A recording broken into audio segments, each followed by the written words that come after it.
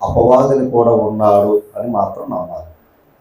దేవుడు ఉన్నాడు, అపవాది కూడా ఉన్నాడు, రెండు నమ్మాలి. వెలుగు ఉన్నప్పుడు చీకటి కూడా ఉంది. ఈ రెండు కనిపించని శక్తులు, ఈ రెండు కూడా కనిపించేవి కావు. కనిపించని శక్తి అంటే బలం.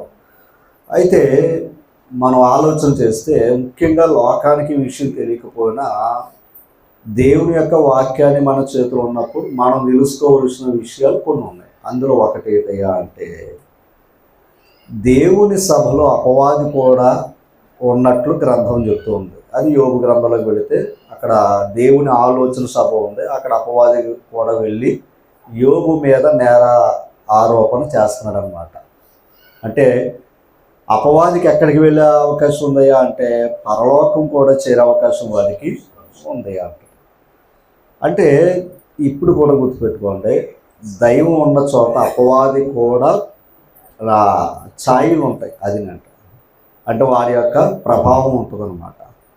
అయితే విజయం మాత్రం దేవుందే, విజయం మాత్రం దేవుంది. అయితే ఆది నుంచి యేసు ప్రభువారి లోకానికి వచ్చేంత వరకు ప్రతి వారి మీద వాడు నేరాస్థాపన చేస్తూనే ఉన్నాడట. అలా ఎంతోమంది. అయితే ఈ రోజున అపవాది పాఠం గురించి కాదు కానీ అలా చేశాడు. కానీ వాడు పరలోకానికి వెళ్లకుండా ఏమయ్యాడు అంటే గెంటి వేయబడ్డాడట. ప్రకటన గ్రంథం 12వ అధ్యాయము, ప్రకటన గ్రంథం 12వ అధ్యాయం 7వ వచనం.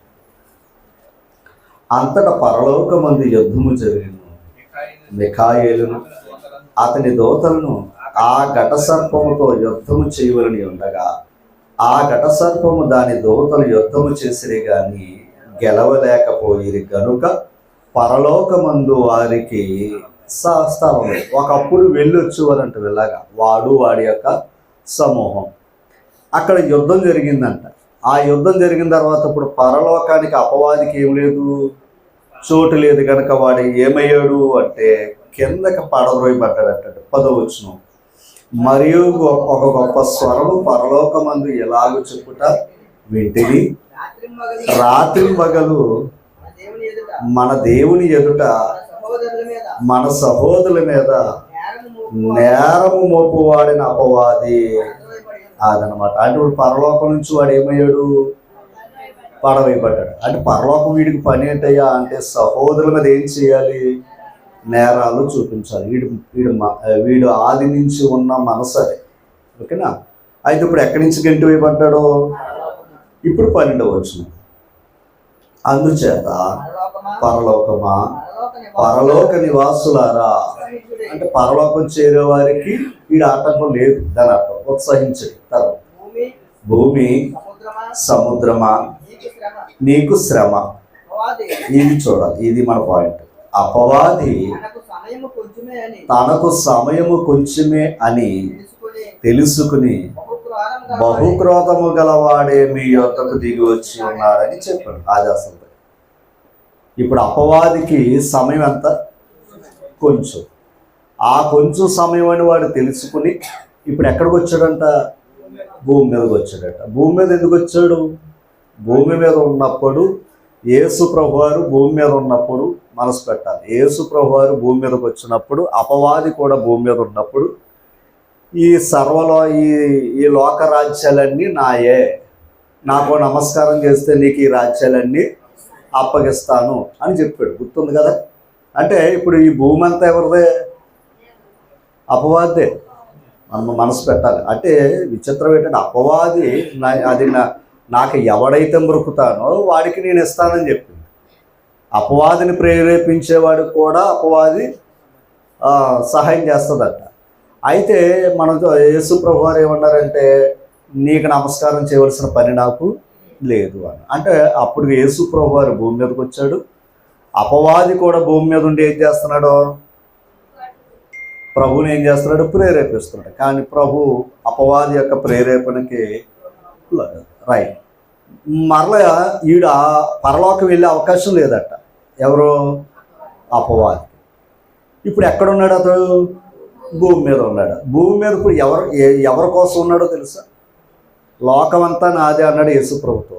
కానీ లోకానికి ప్రత్యేకంగా మీరు అంధకార సంబంధమైన అధికారములో నుండి తాను ప్రేమించిన తన కుమారుని యొక్క రాజ్య నివాసులుగా చేసిన. కొలసి 1:13 అంటాడు మాట.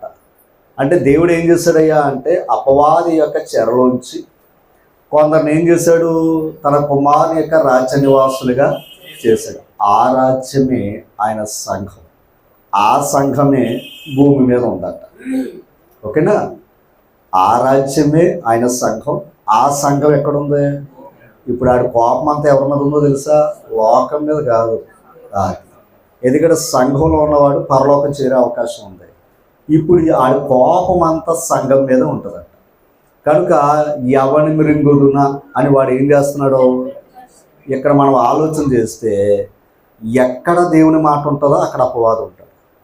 మీరు దాన్ని ఎలా చెప్తున్నారయ్యా అంటే విత్తనాల గురించి చెప్పిన ఉపమానం. కొన్ని విత్తనాలు ఎక్కడ పడ్డాయి? ఆ త్రోప్రక్క పడేవారు ఎవరు?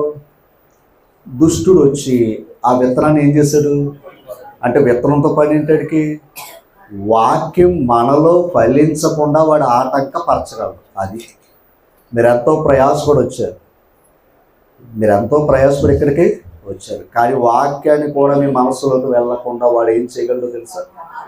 ఒకవేళ వాక్యం గమనించాలి, వాక్యం మన దగ్గరకు వచ్చినప్పుడు మరలా మిమ్మల్ని అందరినీ నాతో ఇక్కడ కలుపుకుని నేను మాట్లాడుతున్నాను. వాక్యం ఎప్పుడూ కూడా మనల్ని బాగు చేసేది, మనల్ని సరిచేసేది. ఏమో వాక్యం పొడవబడిందని నిలబడ్డారు కనుక 3000 మంది బారు మనసు పొందారు.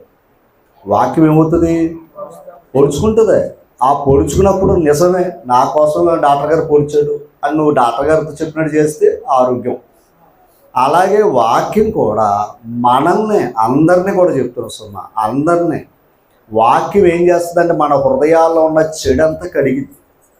అప్పుడు ఆ చెడు కడుగున్నప్పుడు నిజంగా వాక్యం నన్ను కడుగుతుంది అని నువ్వు వాక్యాన్ని గౌరవిస్తే మనలో ఉన్న పాత జీవితం అంతా పోతుంది.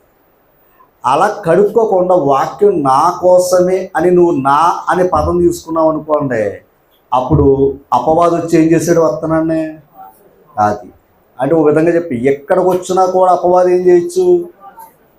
అందుకని ఎప్పుడు కూడా ఎవరు చెప్పినా సరే, ఎవరు చెప్పినా అది మనుషుల వాక్యమే అంచం. ఒకవేళ మనుషుల గురించి మాట్లాడేవనుకోండి దేవుడి సన్నిధిలో దేవుడు ఊరుకునేవాడు కాదు. అది మాత్రం ఎరిగి చెప్పాలి. అందుకని నేను చాలా విషయాలు చెప్తూ ఉన్నాను కనుక దేవునికి లోబడదాం. కూర్చోండి సార్. అమ్మా కొన్ని మాటలు ఈరోజు గ్రంథం నుంచి నేర్చుకుందాం. రైట్, ఓకేనా? ఇప్పుడు అపవాదం ఏం చేస్తున్నాడు అంటే ఇప్పుడు పరలోకం వెళ్ళలేదు కానీ ఇప్పుడు ఎక్కడికి ఉందట పని? భూమి మీద. ఏది? సంఘం. సంఘాన్ని ఏం చేయాలి? అందుకని ఇక్కడ దేవుని వాక్యం పక్కన పని చేస్తుంది, అపవాదం ఏం చేస్తుంది అంటే వాక్యాన్ని పక్కకే. ఈ 2 పనులు ఇక్కడ జరుగుతాయి. కనుక ఈరోజు కొన్ని విషయాలు మాట్లాడు. ఆడికి సమయం ఎంత? అది మాట్లాడు. ఆడికి సమయం ఎంత? కొంచెమే అని చెప్తున్నాడు. యోహాను సువార్త మనసు పెట్టాలి. యోహాను సువార్త తీసరే 7వ అధ్యాయం యోహాను సువార్త 7వ అధ్యాయము తీసరమ్మా 6వ వచనం 5వ వచనం. ఆయన సహోదరులైనను ఆయన ఎందు ఉంచలేదంట. ఆయన బతుకుండగా నమ్మలేదంట. చనిపోయిన తర్వాత నమ్మాడు యోధ, చనిపోయిన తర్వాత నమ్మాడు యాకోబు. చెప్పుకున్నాం కదా గత కాలం. ముందు బతికుండగా నమ్మలేదు, తర్వాత వాళ్ళు మారు మనసు పొందారు. అమ్మ అంటే క్రిందకి రండి. యేసు నా సమయం ఇంకను రాలేదు, మీ సమయం ఎల్లప్పుడూ. ఒక్కసారి మనసు పెట్టాలి. ఇక్కడ 2 సమయాల గురించి మాట్లాడుతున్నాడు ఆయన. నా సమయం ఇంకా రాలేదు అంటున్నాడు. ఎవరితోనూ? సహోదరులతో. కానీ మీ సమయం ఏముంది? సిద్ధముగా ఉంది. ఇక్కడ యేసు ప్రభు యొక్క సమయం ఉంది, మనుషుల సమయము 2 ఉన్నాయి. 2 సమయాల గురించి మాట్లాడుతున్నాడు. ఓకేనా? ప్రభు సమయం ఉంది అన్నాడు. ఇంతకు సహోదరులు ఏమన్నారయ్యా అంటే, నువ్వు ఆ యోధా ప్రాంతానికి వెళ్ళి నీ గొప్పతనం చెప్పుకోవచ్చు కదా అన్నారు. వాళ్ళ ప్రేమ ఉండి చెప్పింది కాదు. ఏమని, అక్కడికి వెళితే అతను ఏం చేయాలని, చంపేస్తారు అక్కడికే, ఈడు అక్కడికి వెళ్తే చనిపోతాడు, ఇక మాకు ఈ బాధ తప్పిద్ది అని కోరుకున్నారంట. స్వయాన సహోదరులు యేసుప్రభు చనిపోతే బాగుండని కోరుకున్నారంట. తెలియక, అర్థం చేసుకోవాలి. అయితే ఇక్కడ మనం ఆలోచన చేస్తే, మీ సమయం ఎల్లప్పుడూ ఉంది, కానీ నా సమయమే చెప్పాలి, నా సమయం ఎల్లప్పుడూ లేదు అన్నాడు ఆయన. అమ్మ ఓకేనా? రైట్. యోహాను సువార్త 2వ అధ్యాయము 4వ వచనం. యేసు ఆమెతో, అమ్మా నాతో నీకేమి పని, నా సమయం ఇంకను, అదనమాట, నా సమయం ఇంకను. ఎక్కడ చెప్పింది దేనికి? అక్కడ ఇంకా సమయం రాలేదన్నాడేంటి, ఎక్కడ సమయం రాలేదన్నాడేంటి? రెండు సమయం గురించి మాట్లాడుతున్నాడు. ఎక్కడ సమయం ఏంటయ్యా అంటే, అక్కడ ద్రాక్షారసం అయిపోయింది, అందుకు దాన్ని ఏం చెయ్యాలి, భర్తీ చెయ్యాలి. అప్పుడు తల్లి కుమారుడి దగ్గరికి వెళ్ళి ఈ మాట సమాచారం చెప్తే, అమ్మ ఇంకా నాకు సమయం అంటే, సమయం వచ్చినప్పుడు ఏం చేస్తాడు, ఆ సమస్యకు ఆయన పరిష్కారాన్ని చేస్తాడు. అది ప్రతిదానికో సమయం గుర్తుపెట్టుకోవాలి. అప్పుడు ఆయన చేయటానికి అది సమయం కాదు, అది నేను అంటాడు. రైట్. ఇప్పుడు ఆయన సమయం తర్వాత ఉంది, ఓకేనమ్మా. కానీ అపవాదికి ఏముంది ఇక్కడ, అది మనకు కావాల్సింది. అపవాదికి సమయం ఉంది, దేవునికి సమయం ఉంది. గుర్తుపెట్టుకోండి సుమా, అపవాదికి సమయం ఉంది, దాని టైం అంటాం కదండి. దాన్ని ఇంకొంచెం లోపలికి వెళితే మంచి ముహూర్తం, చెడ్డ ముహూర్తం. లోక పరిధిగా మాట్లాడాలంటే మంచి ముహూర్తం, చెడ్డ ముహూర్తం, అవునా? మంచి గడియలు, చెడ్డ గడియలు అంటే రెండాట్లకి ఏమున్నాయి, సమయం ఉంది. అయితే ఇప్పుడు మంచి సమయం ఉంది, చెడ్డ సమయం ఉంది అన్నాడు ఆయన. అయితే సమయమును పోనీయక దాన్ని సద్వినియోగం చేసుకోమన్నాడు మనల్ని. సమయాన్ని పోనివ్వకుండా సద్వినియోగం చేసుకోమన్నాడు ఆయన. ఈరోజు కొన్ని మాటలు మనం దైవ గ్రంథం నుంచి ఆలోచించాలి. ఒకసారి దేవుని గ్రంథంలో కీర్తన గ్రంథం 69వ అధ్యాయము 13వ వచనం చదవండి. తీసుకున్న 487వ వచనం, 87వ పేజీ, 13వ వచనం. యెహోవా అనుకూల సమయమున, అది యెహోవా అనుకూల సమయమును ఏం చేస్తున్నాడంట అంటే, ఆయనకు అనుకూలంగా ఉండే సమయం ఒకటి ఉంది. ఏమంతేనా? అనుకూల సమయం ఏం చేస్తున్నాడంట భక్తుడు, ప్రార్థిస్తున్నాను అని చెప్పాడు. యెషయా గ్రంథం 49వ అధ్యాయం, యెషయా గ్రంథం 49వ అధ్యాయం తీసరా 8వ వచనాన్ని చదువు. చూడండి, యెహోవా ఇలాగూ సెలవిచ్చుచున్నాడు, అనుకూల సమయమందు నేను, అంటే దేవుడు మాట్లాడతాడు, నీ మొర ఆలకించి నీకు ఉత్తరం ఇచ్చుతాడు. ఒకసారి నీవు అనుకూల సమయం ఏం చేస్తావు, ప్రార్థన చేస్తావు. నువ్వు ప్రార్థన చేయడానికి ఒక సమయం పెట్టుకున్నావు కదా. ఇప్పుడు ఆయన ఏం చేస్తాడు, అనుకూల సమయమందు నువ్వు చేసిన ప్రార్థన, అనుకూల సమయమందు నేను, ఇందాక ప్రార్థన చేసింది మనం, ఇప్పుడు అనుకూల సమయమందు నేను నిన్ను, నీ మొర ఆలకించి నీకు సమాధానం చెప్తాను అన్నాడు ఆయన. తర్వాత రక్షణ దినమందు, అదనమాట, రక్షణ దినమందు ఆదుకుంటాడు. అంటే నువ్వు అనుకూల సమయమున ప్రార్థన చేస్తావు, అనుకూల సమయమందు నీ మొర ఆలకించాను, రక్షణ దినమందు నిన్నేం చేశాను, ఆదుకుంటున్నాడు అన్నాడు. రైట్. ఇంతకే రక్షణ దినం ఎప్పుడు, డిసెంబర్ 31, జనవరి 1 ఏది రక్షణ దినం? ఎందుకంటే చాలామంది ఎక్కువ దేని గౌరవిస్తారు, ఎందుకంటే బాప్తిస్మం పొందే రోజు ఏది, అప్పుడా అన్నాడు. చూద్దాం దైవ గ్రంథం ఏం చెప్తున్నాడు.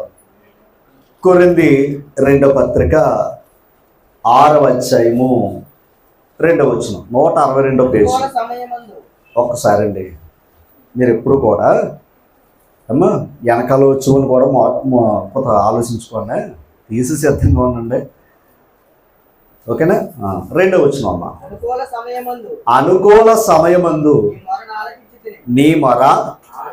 అనుకూల సమయం ఏం చేశాడు ఆయన? ప్రార్థన చేశాడు కనుక అనుకూల సమయం అందు ఆయన ఏం చేశాడు?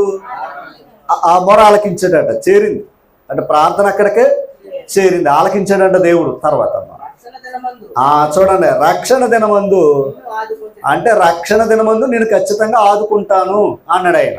దేవుడు రక్షణ దినమందు నిన్ను.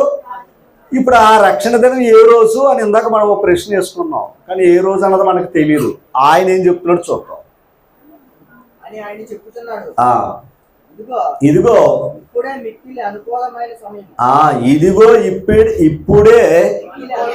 మిక్కిలి అనుకూల అంటే రేపు అనుకూలత కాదు, ఈ రోజే అనుకూలం.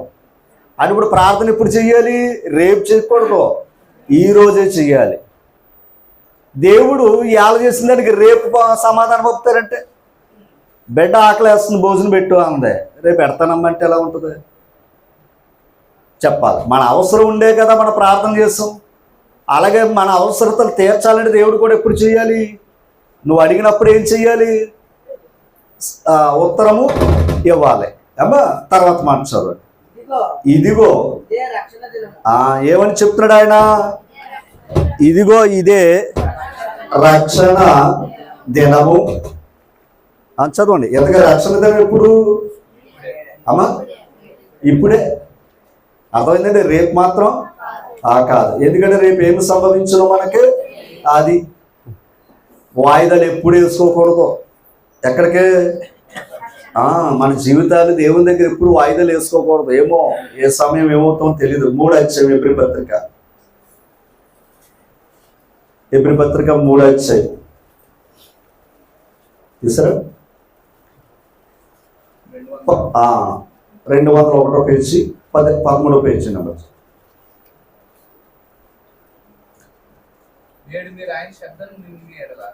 చూడండి, నేడు అంటే ఎప్పుడు? ఆయన శబ్దం అంటే ఏంటి? నేను మాట్లాడుతున్న ఇప్పుడు మీకు కలిగేది ఏంటి? శబ్దం. ఆయన మాట పలికితే వచ్చేదే శబ్దం. అంతేనండి.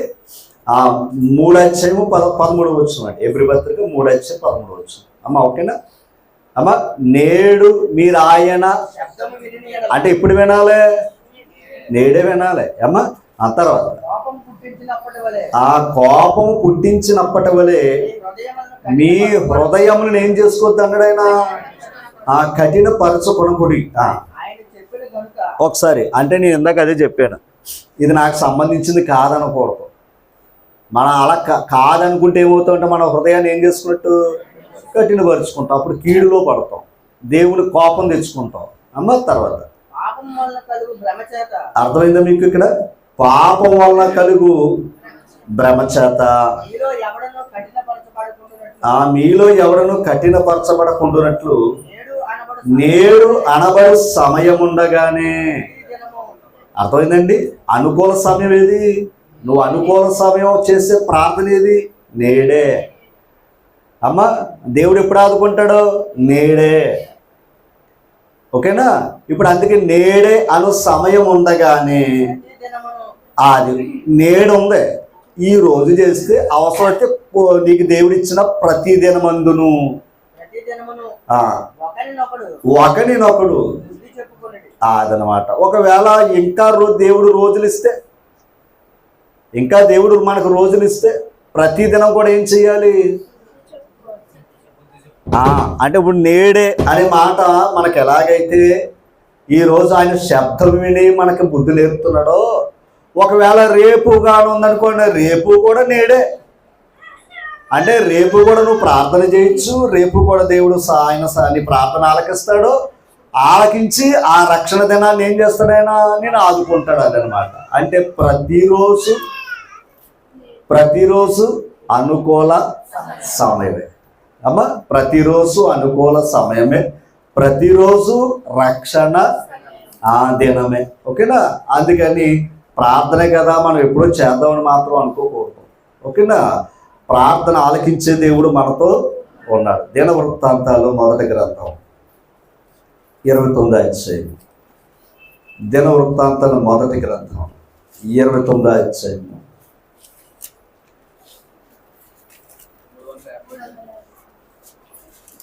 23వ అధ్యాయము 30 వచ్చింది. 23వ అధ్యాయం 30 వచ్చింది. ఇది ఆనాడు యాజకుల యొక్క పని. అనుదినము ఉదయ సాయంకాలమందు యెహోవాను గూర్చిన స్తుతి పాటలు పాడుటకును. అంటే ఉదయం సాయంత్రం ఏముంది? ఉదయం సాయంత్రం ఏముంది? ఆయన స్తుతి పాటలు పాడుటకును. అది అంటే మరలా ఇది ఇంకో రోజు విశ్రాంతి దినములలో, అమావాస్యలోను, పండుగలలోను, అంటే పండగలు ఆచరించడానికి ఒక సమయం ఉంది, విశ్రాంతి దినాన్ని ఆచరించడానికి సమయం ఉంది. కానీ నేడు అను సమయం ఉండగా ఏదా సమయం? ఉదయము సాయంకాలం ఏం చెయ్యాలి? ఆయన స్తుతి పాటలు పాడడానికే. అలాగే ఉదయ సాయంకాలం బలిపెట్టమది ఏం చేయలేదు? అర్పణిస్తూ ఉదయ సాయంకాలం ఏం చెయ్యాలి? ధూపం వేస్తూ. ఇది డైలీ చేసే పని. ఇది డైలీ చేసే ఒక మాట. ఈరోజు ఇక్కడ ఊరుకున్నాం, ఏది ఈ ఆదివారం ప్రభు దినాన్ని ఇక్కడ ఊరుకున్నాం. కానీ ప్రతిరోజు మన ఇంట్లో చేయవలసిన పని ఏంటో తెలుసండి? ప్రతిరోజు పాటలు గుర్తుపెట్టుకోండి, స్తుతి పాటలు. ప్రతిరోజు ప్రార్థన, అంతే కదండి అమ్మా. ప్రతిరోజు వాక్యం, అవునా కదంటారా? ప్రతిరోజు వాక్యం. ఇది మన ఇంటిలో పక్కాగా మన దినచర్యలు ఇది ఒక భాగమై ఉండాలి. ఎందుకు తెలుసా? అదే ఆయన అనుకూల సమయం. అప్పుడు ఆయన మనల్ని కాపాడుతాడు. ఆయన మాట ద్వారా మనం ఏం చేస్తాడు? నేడు అను సమయం ఉండగానే ఏం తెచ్చుకుంటాం? ఈరోజు నేను వాక్యం చెప్తే నా కోసం చెప్పారు అనుకున్నా, రైటే. మీరు ఇంటికి వెళ్ళి ఇదే అధ్యాయాన్ని మీ బిడ్డ చేత చదివించండి. నేను చదివిన అధ్యాయాన్ని మీ ఇంటికి వెళ్ళి మీ బిడ్డ చేత చదివించండి. అప్పుడు అది ఎవరు మాట్లాడారు? అప్పుడు ఆ బిడ్డ ద్వారా కూడా దేవుడు మాట్లాడి నువ్వేం తెచ్చుకోవాలి? అదనమాట. అందుకని 6 రోజులు మన ఇంట్లో, 6 రోజులు కదండి, ప్రతిరోజు కూడా మనం ఏం చేయొచ్చు? ఇంటికాడ దేవుణ్ణి ఏం చేయొచ్చు? అనుకూల సమయంలో దేవుణ్ణి. అంతేగాని నాకు అనుకూలత లేదు అని మాత్రం అనకండి. నాకు అనుకూలత లేదు అన్నాం అనుకోండి, ఆయన అనుకూలంగా మనకు ప్రవర్తించడం. ఎవరో? దేవుడు. ఓకేనా? కనుక ఆయనకు అనుకూలంగా మనం నడవలసిన బాధ్యత మన మీద ఉంది. ఓకేనా? రైట్. దీని అర్థం ఏంటంటే కొన్ని లూజ్ కలెక్షన్ ఉంటాయి. లూజ్ కలెక్షన్ ఉంటుంది ఎలా ఉంది? ఇలాగే ఇబ్బందిగా ఉంటుంది. అలాగే నులివెచ్చని స్థితి ఉంది చూసారు, అది ప్రమాదం.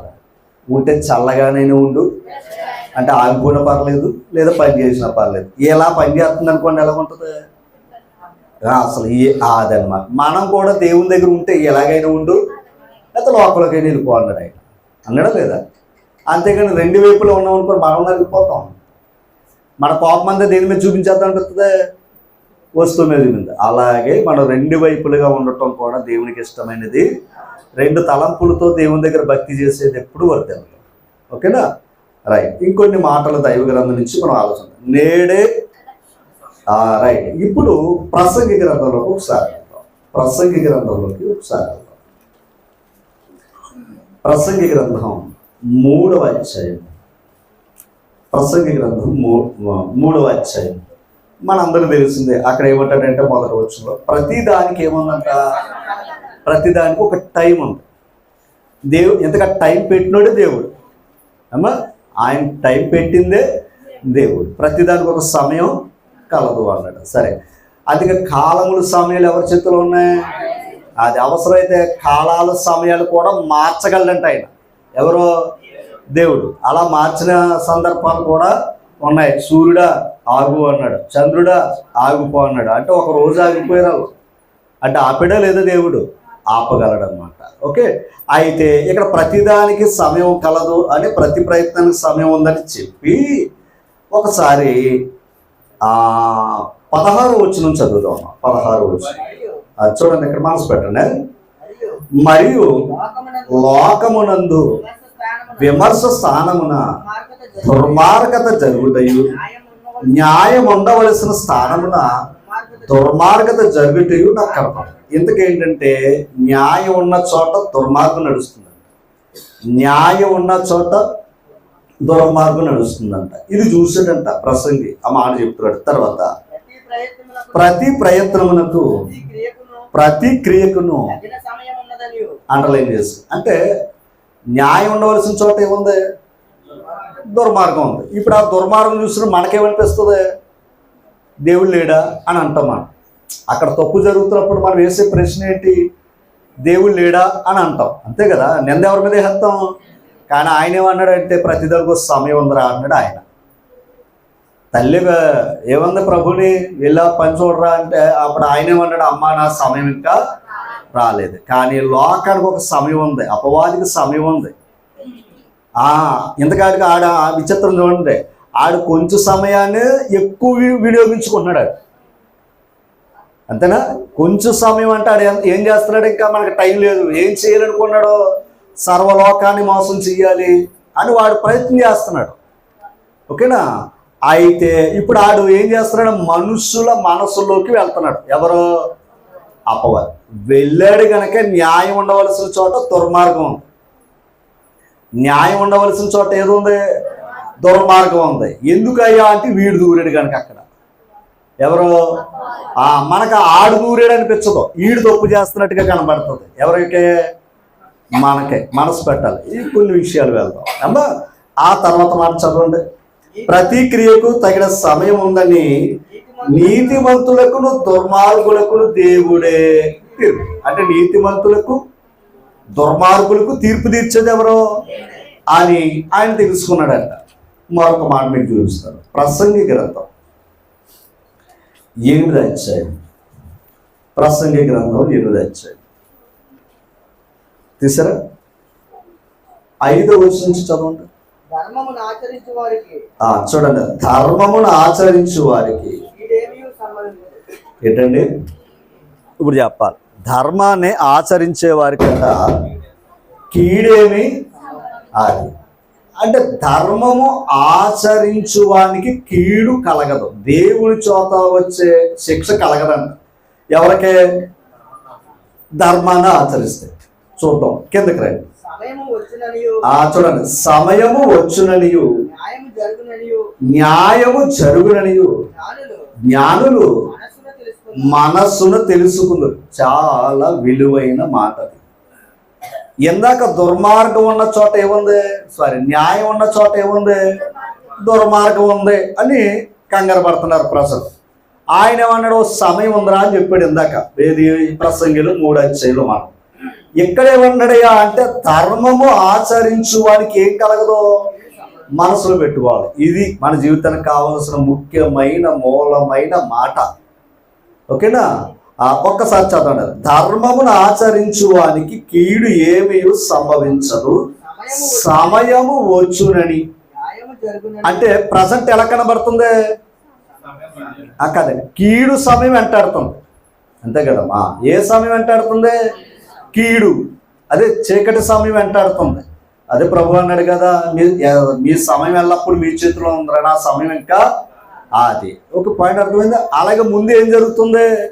చెడే జరుగుతుంది. గుర్తుపెట్టుకోండి, ముందు ఎప్పుడు కూడా భూమి మీద చెడే జరుగుతుంది, నష్టమే జరుగుతుంది, బాధే జరుగుతుంది అమ్మా. రైట్, ఇక్కడ చదవండి. సమయము వచ్చుననియు. అంటే సమయం వచ్చిన టయానికి ఏమొస్తుంది? న్యాయం జరుగుతుంది. ఎవరి సమయం అది? అదనమాట. ఆయన వచ్చేటానికి ఏం చేస్తాడు? ఆయన న్యాయమే చేస్తాడు. అందుకే ఇందాక నీతిమంతులకు దుర్మార్గులకు దేవుడు ఏం చేస్తాడో ఆయన తీర్పు తీరుస్తాడు అనమాట. ఇప్పుడు చదువుదాం, కిందకి రండి. జ్ఞానులు మనసులు తెలుసుకుంటారంట. పాయింట్ అర్థం చేసుకోవాలి. అంటే ఎప్పటికైనా నీతిమంతులకు ఏం జరిగింది? ఆ సమయం కొరకు ఎదురు చూస్తారంట. చదువుతారు అండర్లైన్. ప్రతి సంగతిని అంటే ప్రతిదానికి విమర్శించే సమయం ఒకటి ఉందంట, ప్రతిదానికి ఒక సమయం ఉందంట. అమ్మ ఆ సమయం ఏర్పడి ఉన్నది, లేని ఎడల మనుషులు చేయు కీడు. ఒకవేళ ఆ సమయమే లేదనుకోండి, ఇంకా మామూలుగా ఉంటుందా ప్రపంచం? ఇంకా ఏమైపోద్ది? కీడు ఎక్కువ పెరిగిద్ది. అందుకు ప్రతివానికి దేవుడు ఏం చేస్తున్నాడో, ఆయన ఒక సమయం ఇచ్చాడు. ఆ సమయాన్ని వచ్చి దుర్మార్గుడిని ఏం చేస్తాడయ్యా అంటే శిక్షిస్తాడు, నీతిమంతుని ఏం చేస్తాడో కాపాడతాడు. ఓకేనా? ఈరోజు దైవ గ్రంథంలోంచి కొన్ని మాటలు మనం ఆలోచించేద్దాం.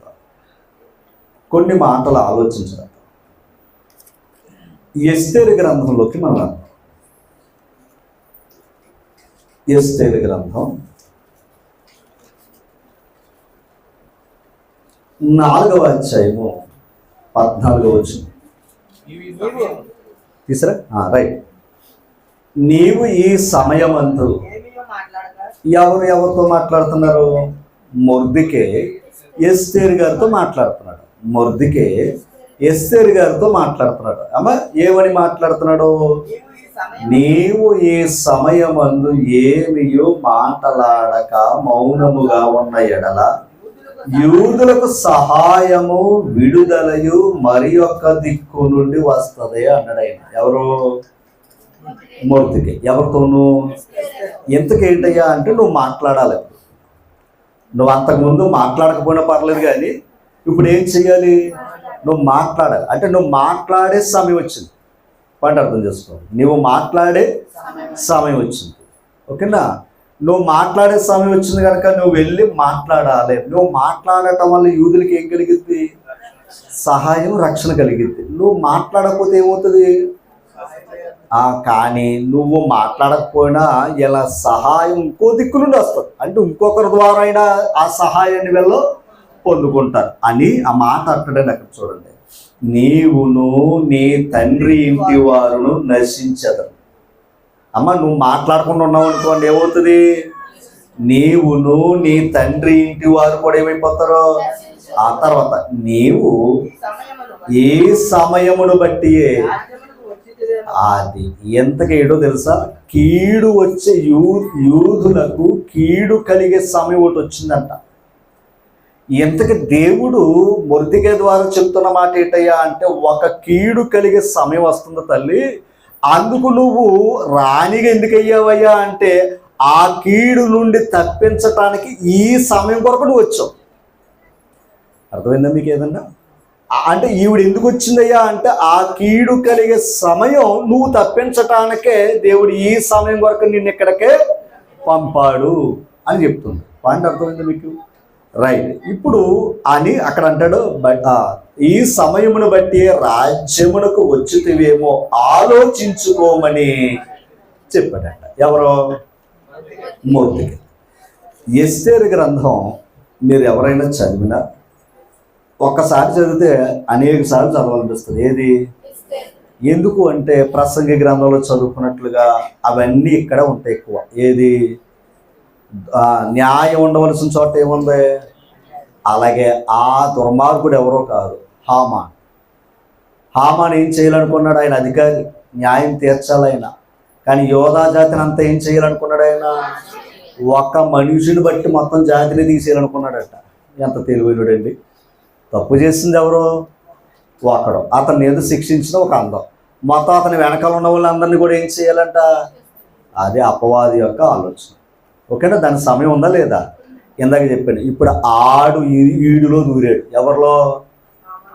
అదనమాట. మనసు పెట్టడం. వాడిలో దూరాడు. మీకు చాలా విషయాలు ఇప్పుడు మనం నేర్చుకోబోతూ ఉన్నాం. ఇంతకే ఎస్తేరు గ్రంథంలో ఇందొక మాట, ఆల్రెడీ యూదులకి ఏమొచ్చింది? కీడు వచ్చింది. ధర్మమును ఆచరించేవాడికి ఏముండదో? ఇది మనసు పెట్టాలి. ధర్మాన్ని ఆచరించేవాడికి ఏముండదో? కీడు ఉండదు. అస్సలు భక్తి అంటే ఏంటి? భక్తి అంటే ఏంటి? మీకు 2 పాయింట్లు చూపిస్తాను, అప్పుడు మరలా ఎస్తేరు గ్రంథంలోకి వస్తాం. కీర్తన గ్రంథం 68వ అధ్యాయం. కీర్తన గ్రంథం 68వ అధ్యాయం తీసరా అమ్మా? తీసారు 68వ అధ్యాయము 5వ వచనం చదువుకోండి. దేవుడు ఎక్కడ ఉన్నాడంట? పరలోకంలో ఉన్నాడంట. అమ్మా ఇది మనసు పెట్టండి అమ్మా. తండ్రి లేని వారికి తండ్రి అంట. ఎవరో?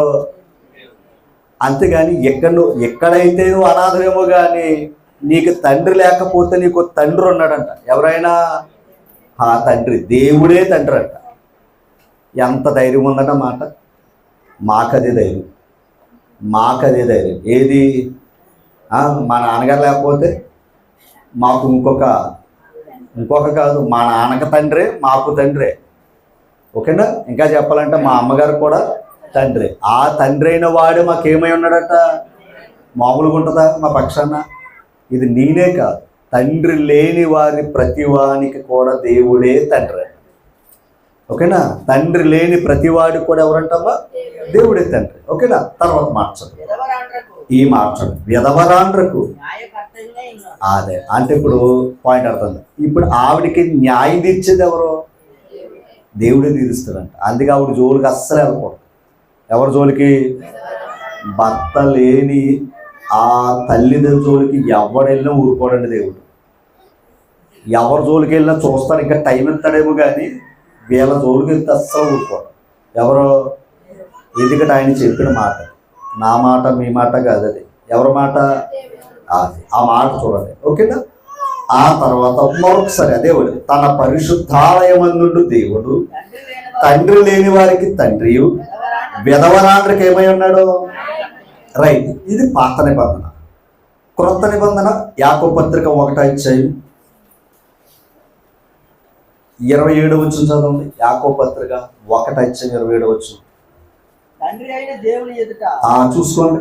తండ్రి అయిన దేవుని ఎదుట పవిత్రమును నిష్కలంకమునైన, అంటే ఇది భక్తి మనుషుల దగ్గర కష్టమా?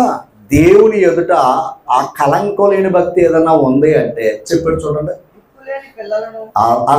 దిక్కులేని ఎవరు? ఇందాక చదువుకున్నాం.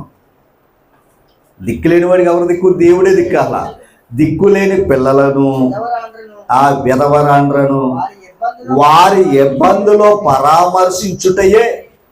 అర్థమైందండి? అంటే దిక్కులేని పిల్లలకును విధవరాండ్రలకు ఏం చేయాలంట?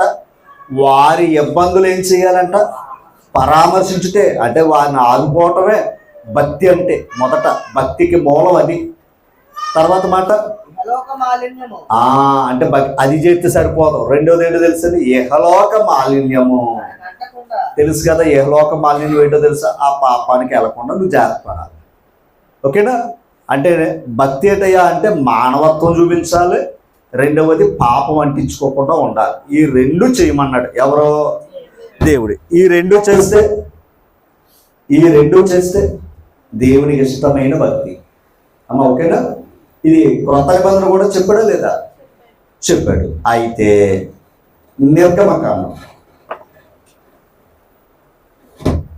22వ అధ్యాయం 22వ వచనం. 22వ అధ్యాయం 22వ వచనం. కొన్ని మాటలు రాసుకోండి అమ్మ. విధవరాండ్రను, ఆ విధవరాండ్రను దిక్కులేని పిల్లలను అది తోలు తీసేస్తాడు. ఎవరో? ఏదో ఆ తల్లిని ఏడిపించమా ఊసురు అన్నాడు. దాన్ని తెలుసా మీకు? ఆవిడ కన్నీరు కార్చకూడదు. ఒకప్పుడు భర్త ఉండి తుడిచేవాడు. బాధ ఎవరికైనా ఎవరితో చెప్పుకునేది? భర్తే అన్నాడు. భర్త లేని ఆ తల్లికి ఎవరు దిక్కు ఇప్పుడు? కానీ దేవుడు ఆవిడ గమనించాలి. దేవుడు మొదటగా ప్రేమిస్తే వాళ్ళని ప్రేమిస్తాడు అమ్మా. అలాంటి వారి జోలికి వెళ్ళి బాధ పెట్టారనుకోండి, వారు తెలరు. ఎవరైనా సరే మీకు కలిగి ఉంటే సాయం చేయండి, లేదా సైలెంట్గా ఉండండి. కానీ బాధ పెట్టారా చాలా కోపం. ఎవరో? దేవుడు. అది నేను చెప్తుంటా అమ్మా. ఇవన్నీ ఎందుకు చెప్తారు మీకు తర్వాత చెప్తారు. ఓకేనా? సమయం అన్నాడు, ఎస్తేర్ అన్నాడు, మళ్ళీ ఇవన్నీ విధవరాండ్ర గురించి ఇవన్నీ ఏంటి అన్నదో ఉంటుంది. అవన్నీ నేను వివరిస్తాను అమ్మా. మరొకసారి 22వ అధ్యాయం అదే ఒకసారి మరలా చదవండి. ఆ విధవరాలనైనను దిక్కులేని పిల్లలనైనను అది ఏం చేయకూడదంట. ఆ తల్లి జోలికి వెళ్ళకూడదు, వాళ్ళ పిల్లల జోలికి వెళ్ళకూడదు. ఓకేనా? ఎందుకో తెలుసా? ఆ ఇంటికి దేవుడే యజమాని, ఆ ఇంటికి దేవుడే. నువ్వు దేవుడితో పెట్టుకుంటూ పెట్టుకో అమ్మా. ద్వితీయోపదేశకాండం 10వ అధ్యాయం, ద్వితీయోపదేశకాండం 10వ అధ్యాయం 18వ వచనం చదవండి. చదువుకోవాలి. ఆయన తల్లిదండ్రులు లేని వారికి విధవరాలికి అది ఏం చేస్తాడట? ఆయన న్యాయము తీర్చి ఆ పరదేశి యందు నా దయ ఉంచి. అది పాయింట్ అర్థమైందండి. ఆయనే అన్న వస్త్రాలు ఇస్తాడంట. ఎవరికే? పరదేశికి. గమనించాలి, అది చెప్పాడు. 26వ అధ్యాయం, ద్వితీయోపదేశకాండం 26వ అధ్యాయం 12వ వచనం. అనగా నీ వచ్చుబడిలో ఎవరికి అవ్వాలంట? లేవీయులకును పరదేశులకును తండ్రి లేని వారికి విధవరాండ్రకు. అర్థమైంది మీకు? ఏదన్నా ఎవరికి ఇవ్వాలంట? నీ సంపాదనలో దేవుడు ఓకే, తర్వాత ఆ భాగంలో కూడా ఎవరికి ఇవ్వాలంట? అది దేవుడు పెట్టిన నియమం ఉంటుంది అమ్మా, దేవుడు పెట్టిన నియమం. కనుక ఈ మాటలు మనం ఆలోచన చేస్తూ ఉన్నాం అమ్మా. దేవుని యొక్క మాటలు చూస్తే ఎన్నో ఉంటాయి. ఇలాగా యోబు గ్రంథం 29వ అధ్యాయం, యోబు గ్రంథం 29వ అధ్యాయం 13వ వచనం. చదవండి. నశించుటకు నశించుటకు సిద్ధమైన ఉన్న దీవెన అంటే ఇప్పుడు యోబు గారి మీదకి ఏది వచ్చిందంట? దీవెన వచ్చిందంట. ఎలా వచ్చిందో చూడండి. అది విధవరాండ్ర హృదయమును. అర్థమైందండి? ఎలా సంతోషపెట్టాడు ఆయన? వాళ్ళకి ఏమీ లేదు, నష్టపోయే పరిస్థితుల్లో ఉన్నారు. కానీ ఈయన ఏం చేశాడు? అది ఎవరు చేయవలసిన పని? దేవుడు చేయవలసిన పని. దేవుడు చేయవలసిన పని ఎవరు చేశాడు? యోబు గారు చేశాడు. ఇప్పుడు ఏమొచ్చింది ఆయనకి? అలాగే వారి పట్ల ఎవరైతే చేస్తామో అదే దీవెన అమ్మా. మనం ఎవరైతే అలా చేస్తామో అదే మనకి ఏంటంట? అదే. వాళ్ళ బాధపడితే ఆయన ఊరుకునేవాడు కాదు. అది మనకు చెప్తున్న మాట, అది హెచ్చరిక అమ్మా.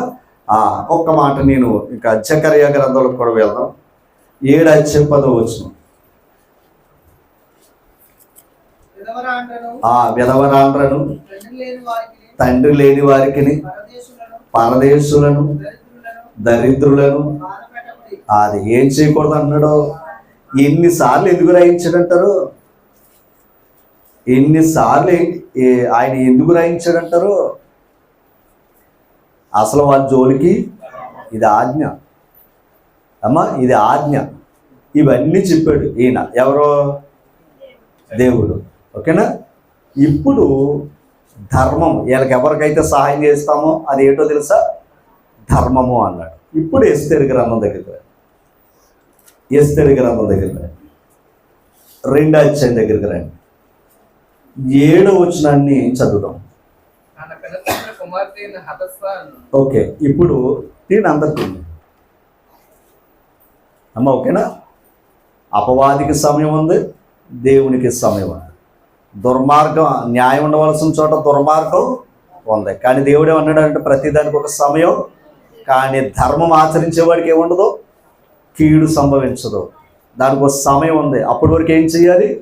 ఒప్పు పట్టాలి. అప్పుడు దేవుడు తీర్పు తీరుస్తాడు. అప్పుడు ప్రజలకు తెలుస్తుందంట ఏం విత్తాడో అదే కోసుకుంటాడు అమ్మా. ఓకే, అయితే 7వ వచనం, ఎస్తేరు గ్రంథం 2వ అధ్యాయం 7వ వచనం. ఎవరో? అదస. ఓకేనా? తన పినతండ్రి అయిన కుమార్తె అయిన అదస అను ఎస్తేరు తల్లిదండ్రులు లేనిదై ఉండగా అతడు ఆమెను పెంచుకుని. ఒక్కసారాగా ఇప్పుడు ఎస్తేరు ఎవరు? అది మన పాయింట్. ఇప్పుడు నేను ఇందాక విధవరాండ్ల గురించి దిక్కులేని పిల్లల గురించి మాట్లాడితే ఏదో అనుకుంటారు. ఎందుకు మాట్లాడానంటే ఈ గ్రంథంలో ఎంతగా ఆ ఎస్తేరు రాణి ఎందుకు అయ్యింది అది నేను చెప్తుంటా. ఆమె ఎవరు లేరు? తల్లిదండ్రులు లేరు. తల్లిదండ్రులు లేరు ఆవిడికి అమ్మా. కానీ మనకి ఏంటంటే తల్లిదండ్రుల విషయం మనకు అంత తెలియదు. కానీ ఒక రాణి అయిపోయింది. కానీ దేవుడు న్యాయవంతుడు, అది మర్చిపోదు. ఎవరిని విడిచిపెట్టడు ఆయన అమ్మా. ఎందుకంటే ఆయన మాటది అమ్మా. ఒక్కసారి ఇప్పుడు ఆమె ఎలాగుంది? ఆమె పెంచుకున్నాడంటారు. తర్వాత మాట, ఆమె అందమైన రూపమును సుందర ముఖము గలదై ఉండేది. అండర్లైన్ చేసుకోండి. ఆమె తల్లిదండ్రులు ఆ మరణము పొందిన తర్వాత మొర్దెకై అంటే ఇప్పుడు ఏమర్థమైంది మాట? ముందుగా పినతండ్రి ఉన్నప్పుడే ఒక తోబుట్టుగా చూసుకున్నాడంట ఆయన. ఎవరో? మొర్దెకై. ఓకేనా? రెండవది తల్లిదండ్రులు ఎప్పుడైతే లేరో అమ్మ నువ్వే నా కూతురు అన్నాడంట. ఎవరో? ధర్మం ఆచరించాడు అమ్మ, ధర్మం ఆచరించాడు. ఈరోజు వాటికి విలువ ఎంత ఉందో మనస్సాక్షులకే తెలుసు అమ్మ. మనీకుండే విలువ మనసులకు లేదండి. ఈరోజు డబ్బు ఎవరికైతే ఉందో వాళ్ళే మనకి. డబ్బు లేకపోతే మనకు మనుషులు బంధాలే లేవు, ధర్మాలే లేవు. పైన ఒక ఆయన చూస్తున్నాడు. నేను భయపడేది ఆయన, మీకు భయం చెప్పేది ఆయన కోసం. ఓకేనా? ప్రతిదానికి ఒక సమయం ఉంటుంది. ప్రతిదానికి ఒక సమయం ఉంది, ఇస్తాడు ఆయన. ప్రభు అంతటోడు కూడా ఆయన సమయం వచ్చేంత వరకు కూడా ఆయన కూడా దాక్కున్నాడండి. ఎవరో? ప్రభు. ఎందుకంటే ఆయన సమయం ఇంకా రాలేదు, ఏళ్ళ సమయమే. కానీ నాకు సమయం వచ్చేంత వరకు నేను ఏం చేయాలి? నా తండ్రి ఏం చెప్పాడు అది నేను చేయాలి. ఆయన వచ్చిందే మనకు మంచి సమయం కూడా ఆయనకి. కనుక కీడు ఆయన్ని ఇబ్బంది పెట్టింది. సరే, అయితే నేను ఈ విషయం ఎందుకు చెప్తున్నానంటే, ఈ మొర్దెకై తన ఏమనొచ్చు? తోబుట్టు అనొచ్చా, కూతురు అనొచ్చా? తోబుట్టు. అసలు సొంత తోబుట్టు కాదు అది నేను అంటుంటా. సొంత తోబుట్టే లేదు. ఓకేనా? రెండవది ఎవరు? పినతండ్రి కూతురు. అసలు ఈయన ఎందుకు చేరదీయాలి? ఈయన మనసు అది. ఎవరి మనసు? మొర్దెకై గారి యొక్క మనసు అది. అంటే తోబుట్టుగా పెంచుకున్నాడు ముందు. తర్వాత ఆ తల్లిదండ్రులు చనిపోయిన తర్వాత ఎలా పెంచుకున్నాడో ఇది పైన ఉన్నవాడు చూడ్డా. వీడికి ఎంత మంచి మనసు అని ఆయన చూడ్డా చెప్పాలి. ఆ మనసు ఎరిగిన వాడు గనక ఈ తల్లిని ఆ దేశానికి రాణిగా పంపాడట. ఎందుకో తెలుసా? ఆల్రెడీ లోకంలో అపవాదిగాడికి ఒక సమయం ఉంది. ఏటా సమయం? మనుషులు ఏం చేయాలి? పాడు చేయాలి, బాధ పెట్టాలి. అది వాడి సమయం. అందుకని ఆమాన్లో దూరితే ఈ మొర్దెకై గారి మీద ఉన్న కోపంతో మొత్తం యోధా జాతిని అంతా తీసేయాలని పెట్టుకున్నాడట ఆడు. ఎవరో? ఆమాను. ఆ టైం కోసం చూస్తున్నాడంట ఆడు. ఇప్పుడు అదే చెప్పాడు మొర్దెకై. ఎవరినే? తన కూతురుతో. అనొచ్చు అనకూడదంటారా? ఆయమన్నాడు, అమ్మ అసలు ఈ సమయానికి నువ్వు ఎందుకు వచ్చావో తెలుసా? ఈ కీడు సమయాన్ని తప్పించడానికి నువ్వు వచ్చావు తల్లి అన్నాడు ఆయన. ఈ సమయానికి నువ్వు ఎందుకు వచ్చావు? ఈ కీడు నుండి తప్పించటానికి వచ్చావు అన్నాడు. ఒక మాట, ఈయన ధర్మం ఆచరించాడా లేదా? ఆచరించేవానికి ఏం జరగదు? రైట్. ఈ ధర్మమే మొర్దెకై గారు ఆచరించిన ధర్మం ఏంటయ్యా అంటే, ఇందాక మనం చదువుకున్న దిక్కులేని పిల్లల్ని ఏం చేసుకోవటం? రైట్. ఒక ఆడబిడ్డను ఏం చేసుకున్నాడు ఆయన? ఆదరించాడు. పాయింట్ అర్థం చేసుకోవాలి. ఆదరించాడు ఆయన. గమనించాలి. ఆదరించాడు గనక దేవుడు ఇతని నీతిని మెచ్చుకున్నాడు. ఇంకొక మాట, ఆమె కూడా ఇతను లోబడి ఉండేదంట. ఎవరో? పాయింట్ అర్థం చేసుకోవాలి. ఆమె కూడా ఇతను చెప్పినట్టుగానే లోబడి ఉండేదంట. అలాగే పాయింట్ అర్థం చేసుకోవాలి. వెళ్ళింది, రాణి అయింది. ఈ ఆమాను స్కెచ్ చేశాడు, మొత్తం జాతిని తీయాలనుకున్నాడు. ఇప్పుడు ఆమెతో మాట్లాడుతున్నాడు. నువ్వు వెళ్ళి రాజుతో మాట్లాడు. ఎంతకాలం మౌనంగా ఉన్నాం, కానీ ఇప్పుడు మౌనంగా ఉండే పని కాదు. గమనించాలి. అలాగే కొన్నిసార్లు మనం మౌనంగానే ఉండాలి. అది అసమర్థత అనుకోండి, లేదా చేతగానితనం అనుకోండి, రకరకాలుగా అనుకోనివ్వండి. కానీ ఓ సమయం వస్తుంది మనం మాట్లాడక్కల్లా. మనం మాట్లాడక్కల, అర్థమైందండి, ప్రజలే మాట్లాడుకునేలా ఉంటుంది. కానీ అప్పుడు వరకు ఏం చెయ్యాలి? న్యాయం చెప్పవలసిన స్థానంలో ఏది ఉంది? దుర్మార్గం ఉంటుంది. కంగారు పడక, నువ్వు సమయం ఉంది. ఆ సమయం వచ్చినప్పుడు ఆయన ఏం చేస్తాడో ఎవరిని ఎక్కడ పెట్టాలో పెడతాడు. కనుక ఈ సమయానికి వచ్చామమ్మా, ఒక్కసారి ఆలోచించుకో అంటే ఏం చేస్తుందో తెలుసా? నా కోసం మీరు ప్రార్థన చేయండి, నేను వెళ్తున్నాను అని వెళ్ళిందా లేదా? వెళ్ళింది. దేవుడు ఏం చేశాడు? అపవాదిది సమయం అనుకున్నాడు, అవునా? ఆమెను ఏమనుకున్నాడు? ఇది సమయం నాదేరా అనుకున్నాడు, అన్నాడా లేదా? మీకు ఎప్పుడైనా సరే చెప్తానండి, ఆ క్షణాల్లో మారిపోతాం, ఆ క్షణాల్లో మారిపోతాం. దేవుడు తలుచుకుంటే క్షణాల్లో మారిపోతాం. ఇక్కడ కొద్దిసేపు ఎస్తేరు గ్రంథం ఒక్క మాట తీయండి, 6వ అధ్యాయం దగ్గరికి రండి.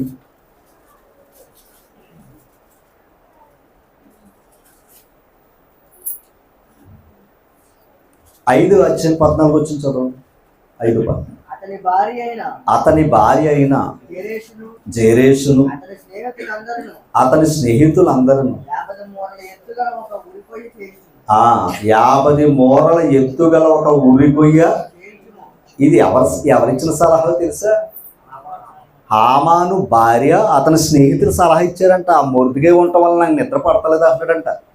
ఎప్పుడు కనబడుతున్నాడు, ఎప్పుడు నాశనం అయిపోతాడు, ఈయన చూస్తున్నాడంట. ఓకేనా? అలాగా ఉంటే పాపం మనోళ్ళందరూ కూర్చున్నప్పుడు ఏమన్నారు?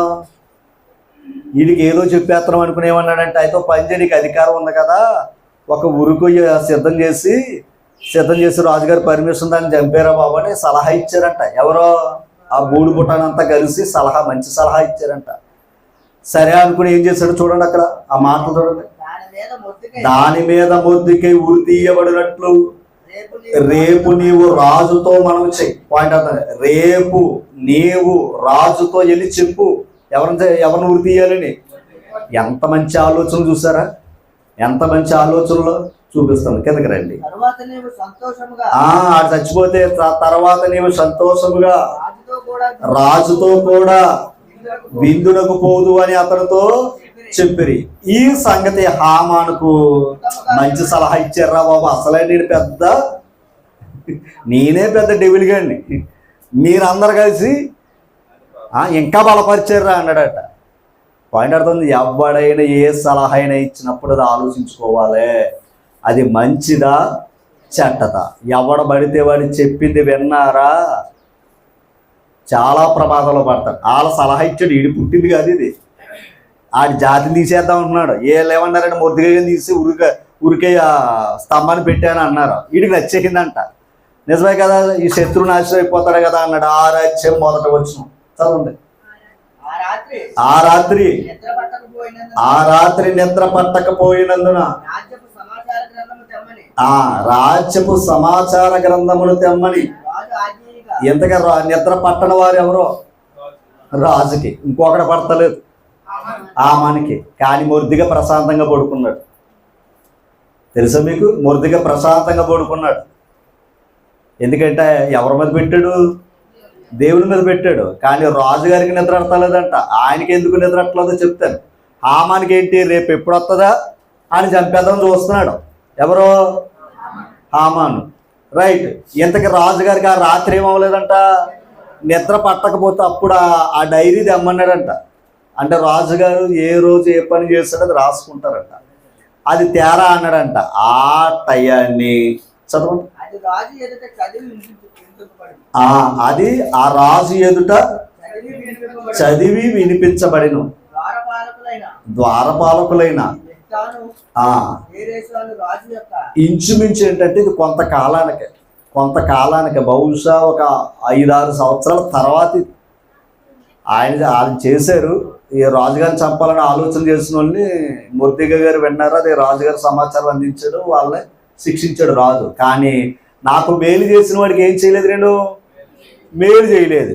ఇప్పుడు దేవుడు గమనించాలి. అక్కడేమో వాడేమో వీడి నాశనం అవ్వాలని కోరుతున్నాడు. ఎవరో? హామాను. కానీ దేవుడు ఏం చేస్తున్నాడు తెలుసా? ధర్మం ఆచరించే వాడికి ఏం జరగదు, వీడు ధర్మాన్ని ఆచరించేవాడు, వాడికి ఈడు చేస్తున్నాడు అని పాయింట్ చెప్పమంటారా? ఈడు ఎలా చనిపోవాలో, ఎవరు ఆమాను ఎలా చనిపోవాలన్నది కూడా ఆలోచన వాళ్ళే పుట్టించారట. ఎవరో స్నేహితులు ఊరుకొయ్యి అన్నారు కదా, అది మా మొద్దుగా వేద్దాం అనుకున్నారు, కానీ తిరిగి ఎవరి మీద ఎవరికి వచ్చింది అది అంటే సలహా కూడా వాళ్ళు ఇస్తారు. ఈ కత్తెట్టి అని ఆనుబడి ఉంటారు కదా, కత్తెట్టి ఈనుబడి చేస్తారు. అలాగుంటుంది దేవునితో ఆటలో. ఓకేనా? రైట్. ఇప్పుడు చూద్దాం. ఇప్పుడు రాజుగారికి ఏం చేశాడు దేవుడు? నిద్ర పట్టకుండా చేశాడు. ఎందుకో తెలుసా? ఇతను కాపాడాలి.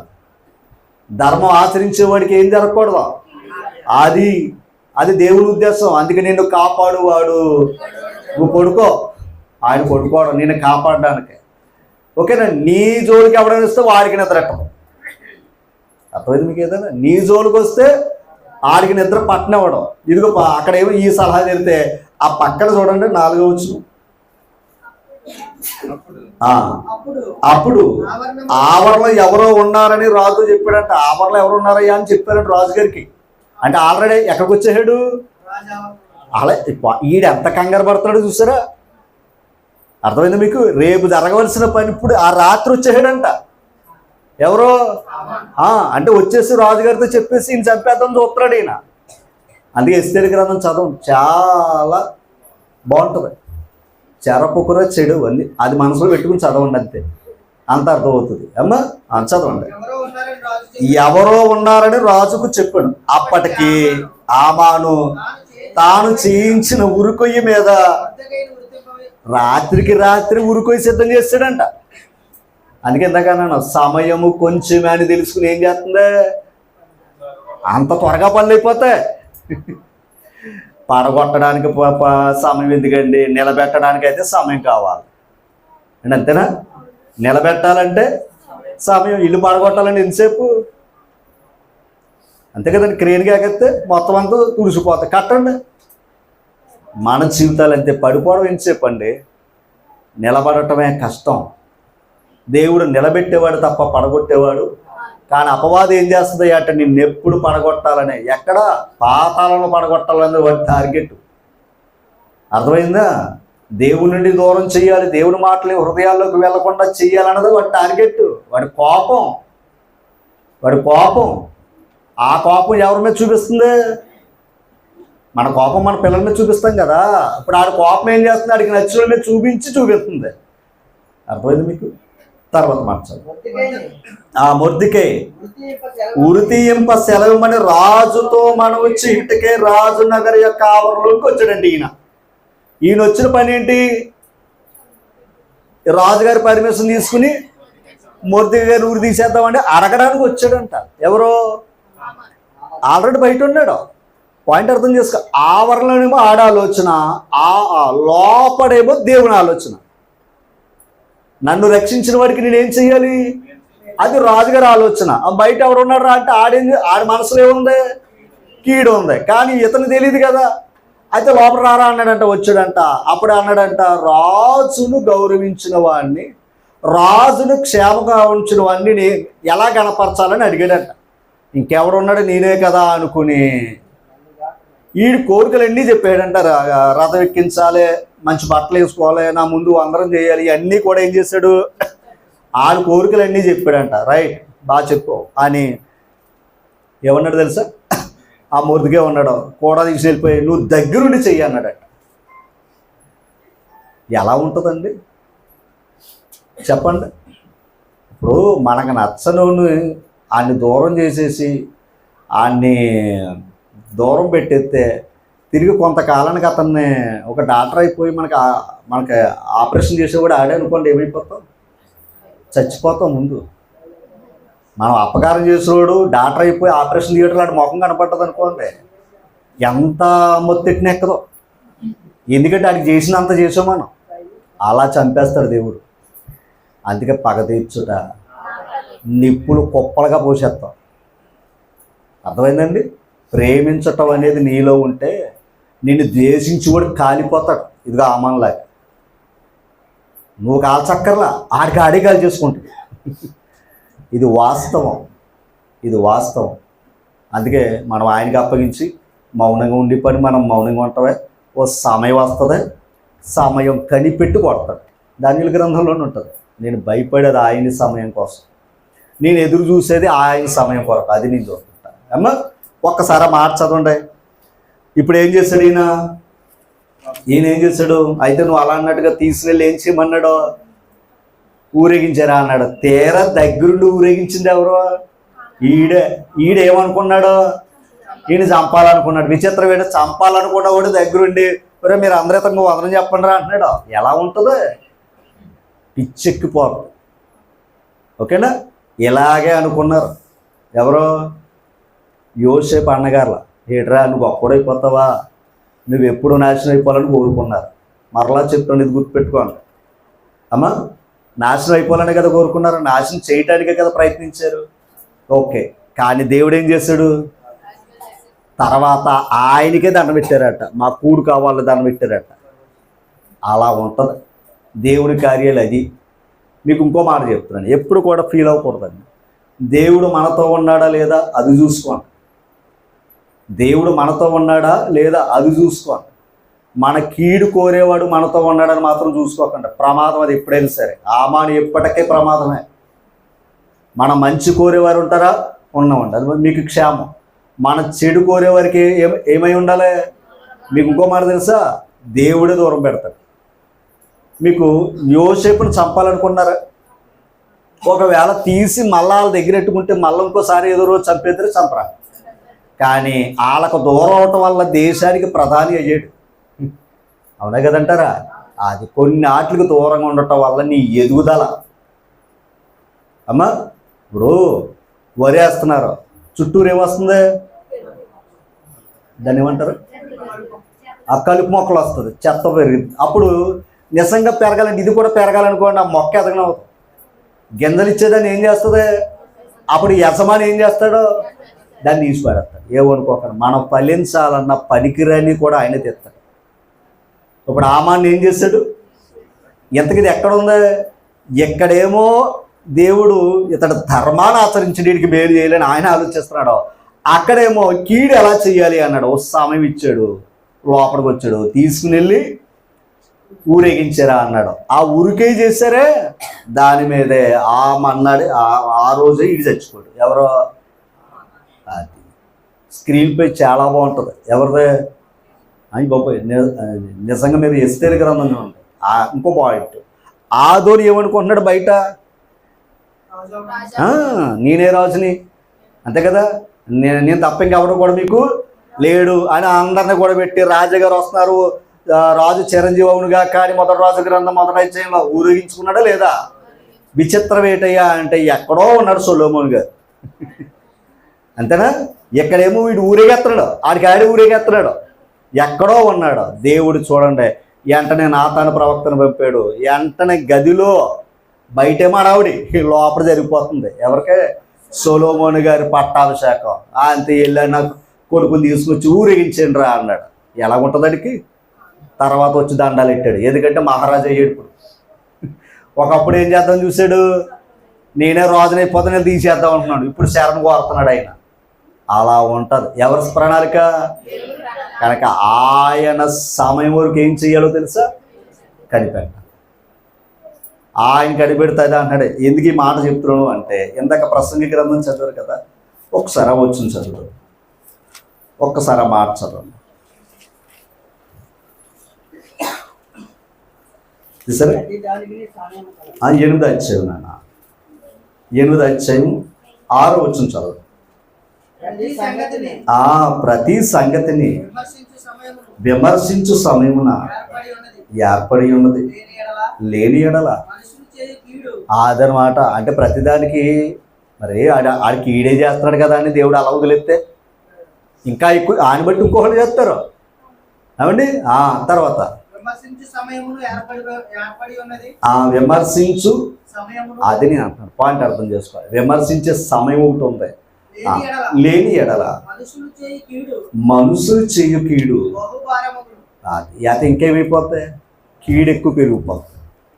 అందుకే అంటాం కదా, మిడిసి రాలకరా బాబు పడతావు, ఎగిరెగిరి పడకరా అని అంటావా?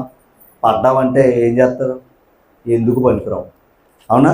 అందుకే ప్రతిదానికి ఓ సమయొత్తడండి. ప్రతి మనిషిలో ఓ సమయొత్తడైన బుద్ధి మార్చుకో. ఇందాక చెప్పింది అదే కదా, నేడు అను సమయం ఉండగానే ఏమంటున్నాడు ఆయన? నీకు చెడ్డ బుద్ధి ఉందా, మంచి బుద్ధి తెచ్చుకో. ఓకేనా? చెడ్డ ఉందా, చెడ్డ తీసే, మంచి తీసుకో అంటున్నాడు ఆయన. లేదంటే ఆ చెడ్డ అయినా కావాలన్నావు అనుకో, నష్టం నీకే. నేను వదిలేస్తాడు అనుకుంటున్నారా? అయితే మనం వదిలేస్తాడు అనుకుంటున్నారా? మనుషులు ఇదే చెప్తున్నాండి, ఎప్పుడైనా అర్థం కానిప్పుడు అపార్థం చేసుకోవటం ధర్మమే. అర్థం కాలేదు కనుక అపార్థం చేసుకోవటం అనేది ధర్మమే. అలాగే యేసుప్రభు సహోదరులు కూడా ఏం చేసుకున్నారో, వీడు ఎప్పుడు పోతాడని అనుకున్నారు, అర్థం కాలేదు. తర్వాత చనిపోతున్నప్పుడు ఆ సన్నివేశం చూసారు. ఎందుకు చనిపోవాలి ఈయన, ఏ తప్పు చేశాడు, ఎవరో మరి అదే కదండి. ప్రతి వాడికి మనస్సాక్షి ఉంటుంది కదా. వీడు స్వార్థం కోసం చచ్చిపోతున్నాడా, లేదా ఎవరినైనా తప్పు చేస్తున్నాడా, మనస్సాక్షి ఉంటుంది కదా అమ్మా. కనుక ఏ తప్పు చేయకుండా మా ఇంట్లో పెరిగాడే, వాడు వాక్యం చెప్పాడే తప్ప ఎవరి దగ్గర ఏది ఆశించలేదు. అలాంటి వాడిని ప్రజలందరూ కూడా అన్యాయంతో చంపుతున్నారని ఆ తర్వాత మారేరాలు. అంటే ముందు అపార్థం చేసుకున్నారు, తర్వాత అర్థం చేసుకున్న తర్వాత అపార్థం చేసుకుని మన వల్ల కాదు. అంతే కదండి. ఎప్పుడైనా సరే మన కుటుంబాలు అయినా సరే ముందు అర్థమైన తర్వాత అపార్థాలు వచ్చినాయనుకోండి, దానికి ఇంకా ముగింపులు ఉండవు, ప్రమాదాలు. ముందు అపార్థం చేసుకున్న తర్వాత అర్థం చేసుకున్నా మంచిదే. అంతేనా? కనుక మన జీవితాల్లో కూడా ఎప్పుడు కూడా ఓకే, మనుషులు అపార్థం చేసుకుంటారు, అది మీ వ్యక్తిగతం. కానీ వాక్యాన్ని ఏం చేయకూడదు, అది నేను చెప్తుంటా. వాక్యం అపార్థం చేసుకున్నాం అనుకోండి, ఇంకా మనల్ని బాగు చేసేవాడు ఇంకెవడు కూడా ఉండడండి. అమ్మా ఇప్పుడు నువ్వు ఓకే అన్నాడు, ఆమాన్లా ఉంటావా మొర్దికాయలాగా ఉంటావా అని అడుగుతున్నాడు. ఇప్పుడు ఎలాగుందో అమ్మా? మొర్దికాయలు ఉండాలని మొర్దికాయ చేసిన మొదటి పని ఏంటి చెప్పండి? సొంత ఆడబడుచు కాదండి, పినతండ్రి కూతుర్ని ఎలా చూసుకున్నాడు, ఎందుకు చూసుకున్నాడు? డబ్బు ఉందా? కొన్ని డబ్బు ఉందంటే చూసుకుని ఒక అందం, అది మన బుద్ధులు అయ్యే కదా. తల్లిదండ్రి లేదు, చేశాడా లేదా? అందుకే ఆమెను రాణిని చేసాడు, తన ప్రధానమంత్రిని చేశాడు దేవుడు. అది అన్యాయం. ఎవరితోటైనా పాయింట్ చెప్తున్నాడు. బాధలో ఉంటే ఖచ్చితంగా ఎవరు ఆదరించాలి? సొంత వారే కదా. అందుకే దేవుడు ఆ నీతి, అందుకే ధర్మం ఆచరించే వాడికి ఏది జరగదో, అధర్మంలో ఉన్నవాడికి ఎప్పటికైనా దెబ్బ తగలక మాడు. ఓకేనండి. మరలా సమయము అంతే కదండి. ఇప్పుడు ఆమానికి ఎలా ఉంటుందో అంత అధికారం ఇచ్చాడు. పోనీ కుటుంబంలో ఎవరైనా మంచి మాట చెప్పాడా అంటే, లేదురా ముందా ఊరికొయ్యా చేసే, ఆడిపోతే నువ్వు సంతోషంగా ఉంటావు, నువ్వు సంతోషమా సంతోషం. అబ్బా ఏం బాగుందండి మాట. విచిత్రం ఏంటో తెలుసా, వీడు ఎలా చావాలో సలహా ఇచ్చింది వాళ్ళే. ఎవరో ఎంత మంచి స్నేహితులు. నువ్వు బాగా ఆలోచించి ఆ ఆలోచనలో చచ్చిపో. ఎందుకండి రేపు ఏమి సంభవించునో నీ ఆలోచన అంతా ఆయనకి. మీకు ఇంకో మాట చూపిస్తాం. సమూయేలు 2వ గ్రంథం 17వ అధ్యాయం. త్వరగా సమూయేలు 2వ గ్రంథం 17వ అధ్యాయం తీసారా?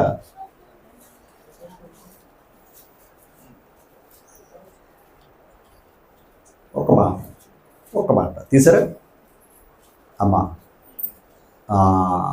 23 వచ్చు, 17వ అధ్యాయం 23 వచ్చు. అహితోపేలు తాను చెప్పిన ఆలోచన జరగకపోవుట చూచి గాడిదకు గంత కట్టి ఎక్కి తన ఊరనున్న తన ఇంటికి పోయి తన ఇల్లు చక్కబెట్టుకుని ఊరు పోసుకుని చనిపోయెను. ఎంతకేటో తెలుసా మీకు? అహితోపేలు అతని ఆలోచన జరగలేదంట, అంతకుముందు జరిగిందంట. అంతకుముందు ఆలోచన, ఏ ఆలోచన? 15:31 వచ్చును.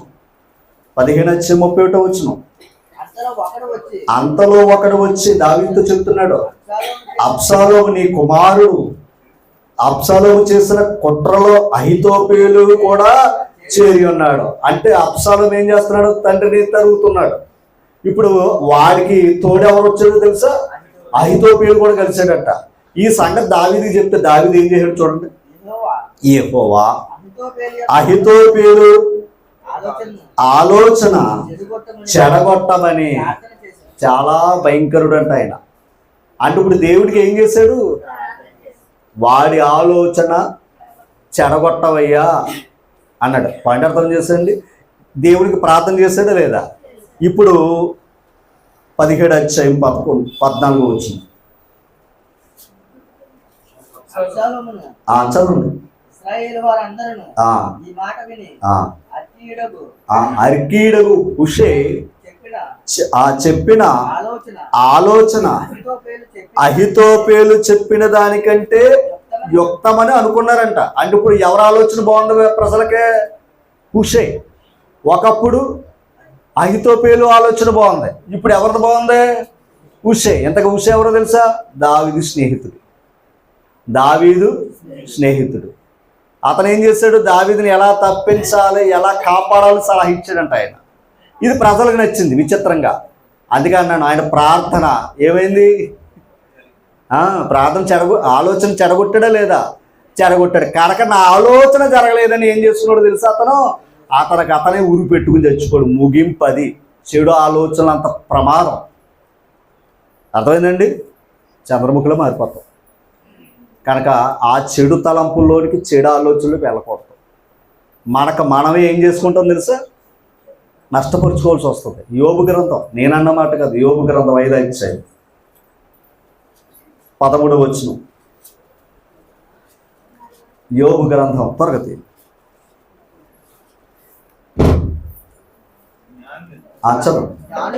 జ్ఞానులను వారి కృతములోనే ఆయన పట్టుకుని. అండర్లైన్ చేస్తున్నాను. ఎవరి ఆలోచనలు అంట? కపటుల. హామాను ఎలాంటి ఆలోచన కలిగి ఉన్నాడు? అహితోపేలు ఎలాంటి ఆలోచన కలిగి ఉన్నాడు? కపటుల ఆలోచన అది ఏం చేస్తాడంట ఆయన? అందుకు భక్తిహీనుల ఆలోచన పనికి మాలిది అంటాడు సామెతల గ్రంథం 10:20. పనికొచ్చేది ఏం కాదండి, పనికిరాని ఆలోచనలు ఉంటాయి. పరిశీలన చేయకే పనికి మాలిన ఎవరో ఆయన తెలుసు అంట. మనం కొంతకాలం వాడిన తర్వాత తెలుస్తుంది, కానీ ఆయనకి పరిశీలనతో పనేమీ లేదంట. అందుకు పనికిరాని వారు ఎవరు ఆయనకి?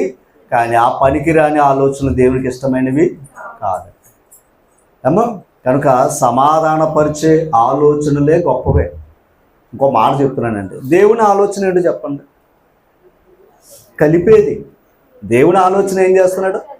ఒక మాట. దేవుని ఆలోచన ఏంటి? పరలోకమందును భూమి మీదను తన కుమారుని ద్వారా ఏం చేయాలనుకున్నాడో యాగం చేయాలనుకున్నాడు. దేవుని ఆలోచన కలిపేదా విడగొట్టేదా? రైట్. అపవాది ఆలోచన ఏంటి? ఇక్కడ నేను ఇంత వాక్యం చెప్పి ఇక్కడేమో ఏమన్నాం? ప్రేమ ప్రేమ ప్రేమ బద్దలు కొట్టేసుకుంటున్నాం. ఏది? మళ్ళీ ఇంకెవరి మీద ఎవరు చూపించలేని ప్రేమ పెదేల మీద వచ్చేస్తుంది. కానీ క్రియల్లోకి వచ్చినప్పుడు ఇక్కడేమో ప్రేమ అన్నావు ఆ గ్రంథం పట్టుకుని, అక్కడికి వెళ్ళేదేమో ద్వేషించు, అడిగెట్టొద్దు, మాట్లాడుకో. అదా? పైన ఉన్నవాడు చెవులు మూసుకుని ఉంటాడా? నువ్వేం పట్టుకున్నావు, ఏం చేస్తున్నావు? సమాధాన పరుచువారు విడగొట్టేవారు కాదు సుమా. విడగొట్టేవాడికి భూమి మీద ఏది మిగలదండి. మళ్ళీ చెప్తున్నాను నేను, సమాధానపరచాలి. ఇప్పుడు ఒక జాతి కోసం రక్షించడం ప్రాణత్యాగం చేసింది ఎవరో? ఎస్తేరు. ఆ జాతిని కాపాడుకోవడానికే ప్రాణత్యాగం చేసింది. అంటే ఇప్పుడు జాతిని కాపాడుకుందా, శిక్షించుకుందా? నేను రాణి అయిపోయాను కదా, నాకు అక్కర్లేదు అనుకుందా?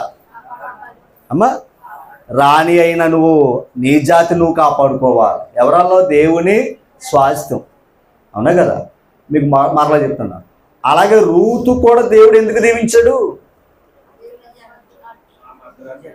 అండి? నీ జనమే. ఎందాక చెప్పాడు, విధవరాలి పక్షాన్ని ఎవరుంటారో?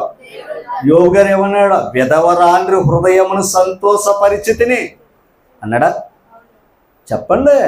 ఇప్పుడు ఆవిడకి ఎవరు లేదు, కానీ ఏం చేసింది రూతు? ఆమె హృదయాన్ని ఏం చేసింది? అందుకే ఆ స్థాయికి వెళ్ళింది. ఎప్పుడైనా ఒక భక్తుడు పైకి ఎదుగుతున్నాడయ్యా అంటే దాని కింద వాళ్ళు చేసిన క్రియలు ఉంటాయి, అవి చూడాలి.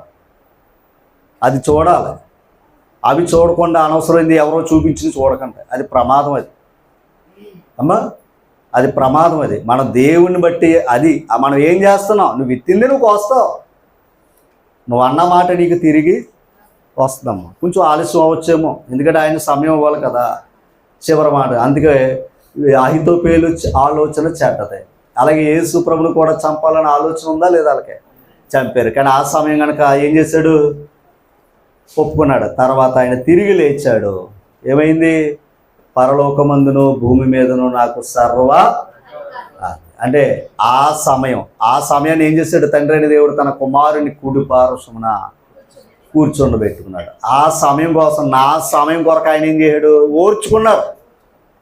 అవునంటారు కదంటారట. ఆమె నా కుర్చీలో కూర్చున్నంతసేపు పేటరేగిపోయాడు, ఓర్చుకున్నాడు. ఎవరో? ఆమాను. తర్వాత ఆ సింహాసనాన్ని ఆయన ఎక్కించాడంట మొర్దెకైని దేవుడు. ఇప్పుడు ఏం చేశాడు? ఎవరైతే వ్యతిరేకులు ఉన్నారో మొత్తం వాళ్ళందరినీ కూడా ఏం చేశాడు ఆయన? అది దేవుని తీర్పులు అలాగ ఉంటాయి అమ్మా. చివరిగా నేను ఒక మాట చెప్పి నేను ముగుస్తాను. ఇది ఒక్కటే, ఈ రెండు విషయాలు చూడండి. దావీదు సొలొమోను గారితో ఎప్పుడు కూడా ఒక మాట చెప్తుండు. ఏంటో తెలుసా? ఒరే బాబు, మన ఆలోచనలన్నీ కూడా దేవుడు ఎరిగినవాడు అనే మాట ఉంటుందండి. మన ఆలోచనలన్నీ కూడా దేవుడు ఎరిగినవాడు కనుక నీ ఆలోచనలతో చాలా జాగ్రత్తగా దేవుని దగ్గర ఉంటారని చెప్పాడు ఆయన. మన ఆలోచన తెలుసంట ఎవరికే? ఇప్పుడు మీ ఆలోచన నాకు తెలియదు, నా ఆలోచన మీకు తెలియదు. కానీ దేవుడిది మన ఆలోచనలన్నీ నోటిలోంచి రాక మునిపే తెలుసు అంట కదా. ఒక మాట మీకు చెప్పి నేను ముగించేస్తాను. దినవృత్తాంతాల 2వ గ్రంథం 7వ అధ్యాయం 11వ వచనం. దినవృత్తాంతాలు 7వ అధ్యాయం 2వ గ్రంథం 365 పేజీ. ఆ ప్రకారం సొలొమోను యెహోవా మందిరమును రాజనగరును కట్టించి యెహోవా మందిరమందును తన నగరనందును తాను ఆలోచించినదంతయు ఏ లోపము లేకుండా, అంటే ఆయన ఆలోచించాడు. ఆలోచించిందంతా కూడా దేవుడు ఏం చేశాడు అమ్మా? మందిరం కట్టాలన్న ఆలోచన దేవుడు జరిగించడా లేదా? అంటే ఈ ఆలోచన మంచిదా చెడ్డదా అమ్మా? మంచిదా చెడ్డదా? నెహెమ్యా గ్రంథం 1:11 వచనం. నెహెమ్యా గ్రంథం 1:11 వచనం. యెహోవా చెవియొగ్గి నీ దాసుడైన నా మొరను, నీ నామమును భయభక్తులతో గణపరచుటయందు ఆనందించుచు నీ దాసుల మొరను ఆలకించి ఈ దినమందు నీ దాసుని ఆలోచన. ఇంతకీ ఈయన ఆలోచన ఏంటి? సొలొమోను గారి ఆలోచన ఏంటి? మందిరం కట్టాలని. నెరవేర్చడా లేదా? రైట్. ఈయన ఆలోచన ఏంటి? పాడైపోయిన ప్రాకారాలను మళ్ళీ తిరిగి కట్టాలన్న ఆలోచన దేవునికి ఇష్టమా కాదా?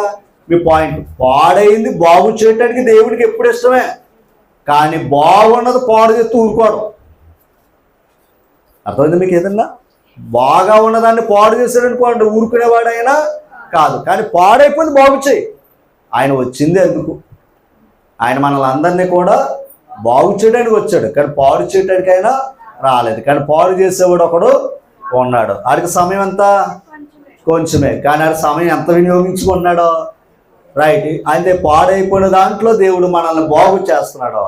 మనం బాగుగా ఉండి ఎదుటివారు బాగుండాలని కోరుకోవాలి తప్ప ఎదుటివాడు పాడవాలనుకుంటే మనకు మళ్ళీ అపవాది మనసు మనలోకి కనుక నువ్వేమిస్తావో అదే కోసుకుంటావురా అని మళ్ళా చెప్తాడు ఆయన. అందుకే అన్యాయం చేసేవాడిని చేసుకోని అన్నాడు.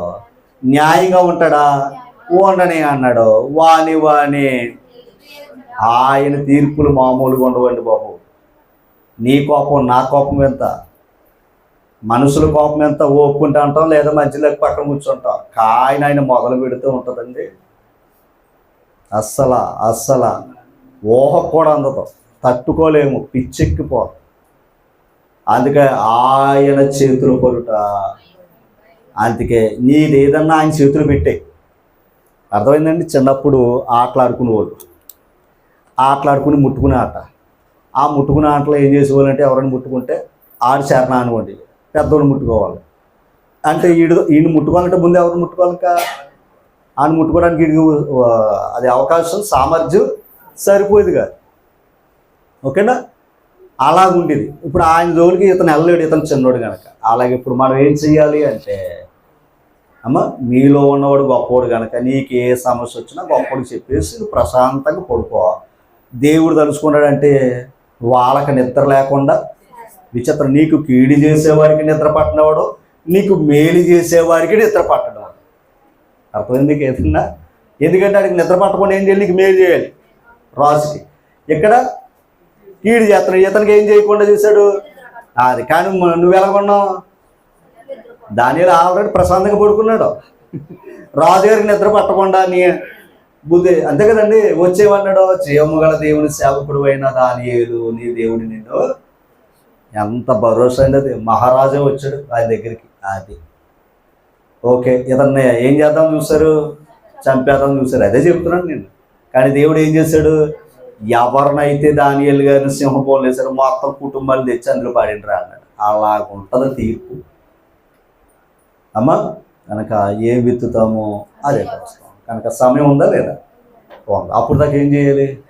రైట్. ఇప్పుడు మనకు సమయాన్ని ఏం చేయాలి? మనకు సద్వినియోగం చేసుకోవాలి. చెడు చేయడానికి కష్టమా, మంచి చేయడం. అందుకే సమయమందును అనుకూల సమయంలో ఏం చేయాలి? ప్రార్థన చేయాలి. దేవుడు అనుకూల సమయంలో మన మొర ఆలకిస్తాడు. ఎందుకు అనుకూల సమయం ఏది? నేడే. రేపు అనుకోకండి, నేడే.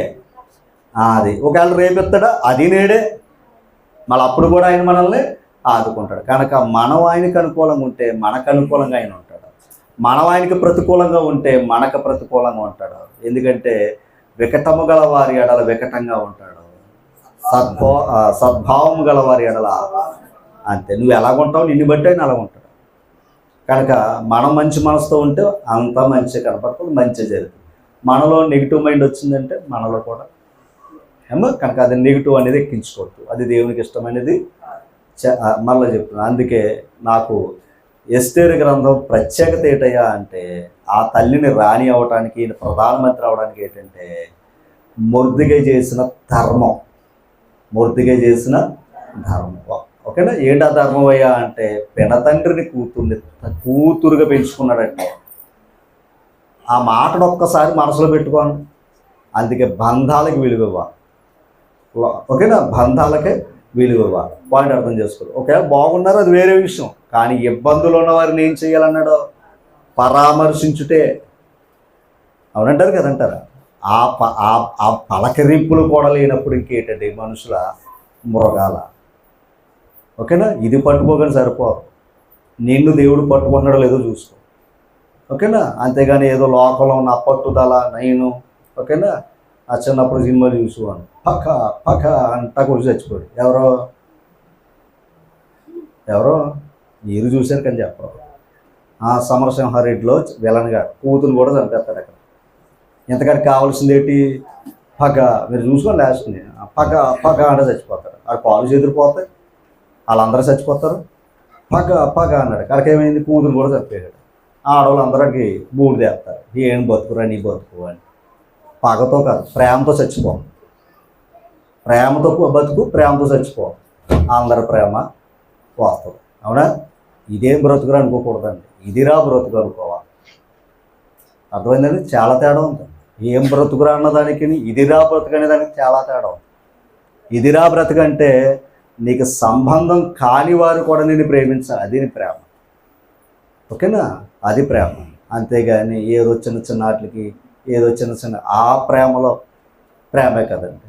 లోకంలో ఉన్నదాన్ని ప్రేమిస్తే ప్రేమే కదండి. శాశ్వతమైనది ఏంటయ్యా అంటే దేవుడు వాక్యం నేర్పుతుంటాడు. మనల్ని ప్రేమించి ప్రాణం పెట్టాడు.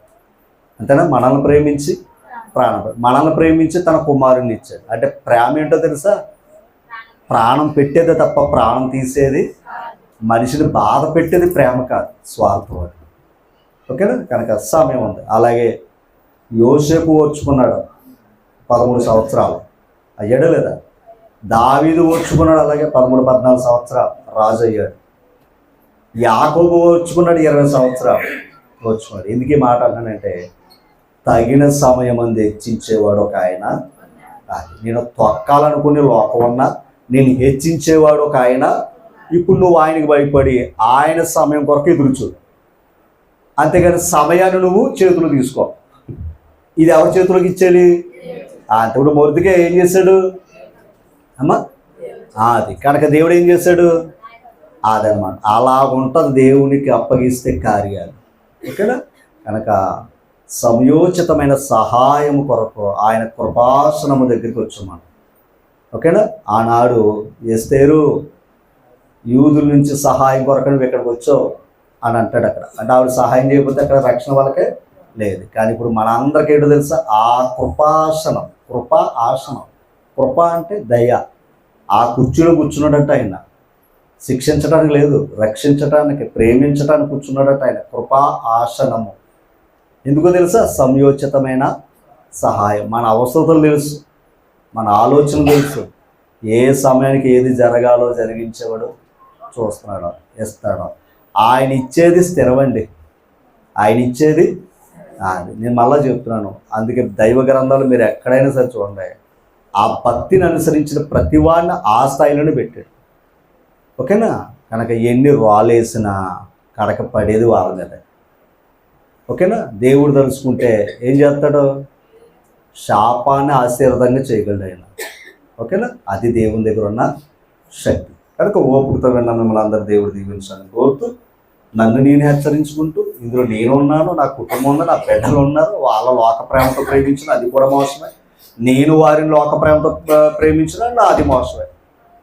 అలాగే మీరు కూడా నేనైనా లోకంతో అది అవసరాల కొరకు ప్రేమించే ప్రేమలన్నీ కూడా మోసమే. కానీ దేవుని యొక్క వాక్యమే శాశ్వతమైన ప్రేమ. ఆ ప్రేమతో బ్రతుకుతాం. ఓకేనా? అందరికి వందనాలు. Thank you sir.